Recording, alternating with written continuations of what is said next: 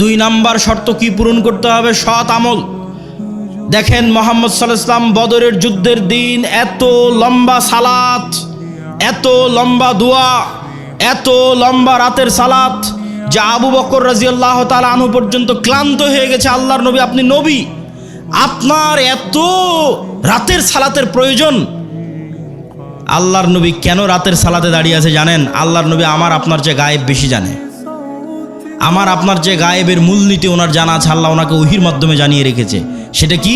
সেটা হচ্ছে তুমি বদরের যুদ্ধে তোমার শক্তি দিয়ে জিততে পারবে না। মুহাম্মদ, তোমার শক্তি দিয়ে বদরে বিজয় হবে না। বদরে বিজয় হবে কার সাহায্যে? আল্লাহর সাহায্যে। আর আল্লাহর সাহায্য পাওয়ার সিক্রেট হচ্ছে রাতের সালাত। তুমি আল্লাহর সাহায্য পেতে চাও, যত বড় নবী হও রাতের সালাতে দাঁড়াতে হবে। ফাতাহাজ্জাত বিহি নাফিলাতাল লাক আসা ইয়াবআসাকা রাব্বুকা মাকামাম মাহমুদা। তুমি সর্বশ্রেষ্ঠ নবী হওয়ার পরেও আল্লাহর সাহায্য আসমান থেকে দুনিয়াতে আনার জন্য শ্রেষ্ঠতম নবী হওয়ার পরেও তোমাকে রাতের সালাতে ঘন্টার পর ঘন্টা দাঁড়িয়ে থাকতে হবে। আর বাংলার মানুষেরা স্বপ্ন দেখে নামাজ 5 ওয়াক্ত সালাত আদায় না করেই খালি ভোট দিয়ে ইসলামকে বিজয় করে দিবে।